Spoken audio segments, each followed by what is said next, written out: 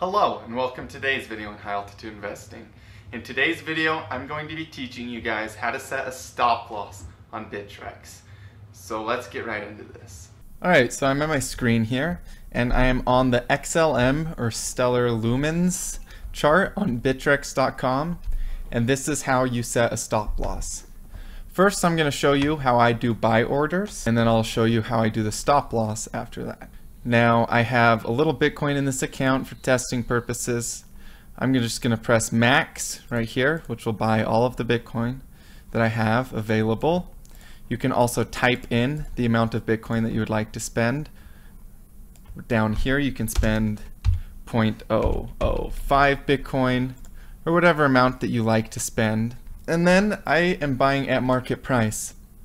So a quick way to do this is you can click the last price. This is the last price that the market played at, meaning the last order was filled at that price in the order book.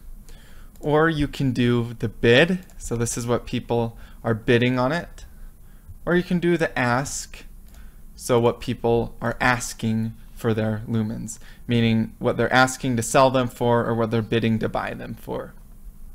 So I'm just going to go with the ask price, and what that will do is it will fill my order very quickly because it'll just be buying straight from the order book.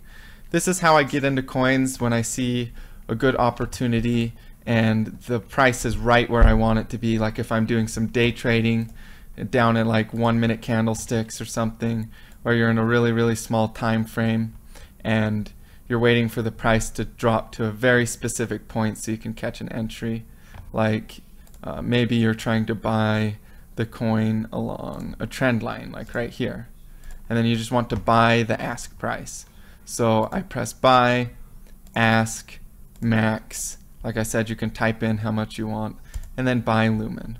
Confirm. What that will do is it will go ahead and pick up these lumens for me at the price in the market, 530.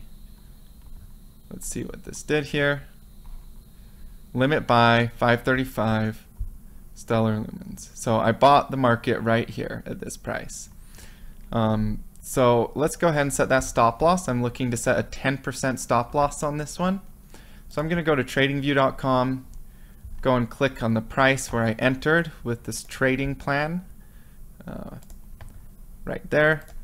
And then I'm going to pull this down to the 10% since I want to set a 10% stop loss. That would be at 0.000000480. So let's see here. Max amount of lumens 0.0000480. 481 actually. It tells you the price on the right hand side here as well as your target price. This one I'm actually targeting 100%, actually just a little bit above 100%, but I'll switch my sell order into my stop loss into a sell order as we get closer to my target. I'll also be trailing this stop, meaning that I will bring my stop loss closer and closer to my target. In case it switches around, I'll get stopped out in profit.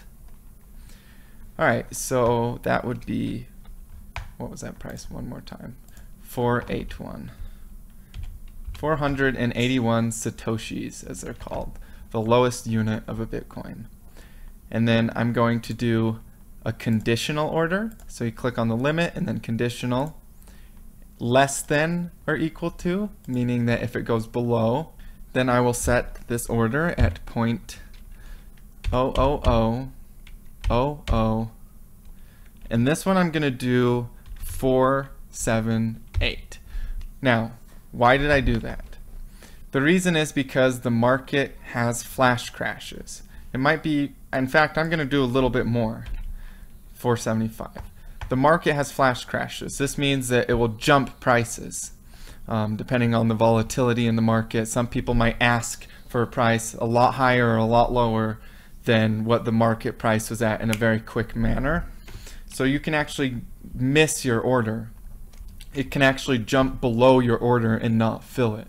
So that's why you give yourself a lower conditional price than your ask price. So the ask and then the sell when, your sell when should be lower. In this case, since there's only about 400 Satoshi like resolution in this market, because it's not worth very much Bitcoin per stellar or lumen, then I'm only going to move it like 5 or 6 Satoshi. But if this was like 20,000 Satoshis, I might move it like 1,000 Satoshis lower, or like 500 Satoshis. So the more Satoshis there are, which is the lowest fraction of a Bitcoin, the bigger the gap in Satoshi you'll probably need, but only to a certain extent, right? So yeah, just keep that in mind, is that you want to have your sell when lower than your ask price to ensure that the order gets filled. Then I press sell lumen, confirm, and now I have my sell order on lumens and the stop loss in place. So if this market drops down below this point, the 10% stop loss, which is 480. So yeah, if it drops below, I'll draw a line here. This point, the market drops below here, I will be taking my loss on Stellar. I hope that helps some people understand stop losses, and I will switch to my other camera. Thank you for tuning in today's video. I hope that you learned something. If you have any questions or comments, go ahead and let me know in the box below, and I will catch you guys in the next one. As always, stay profitable.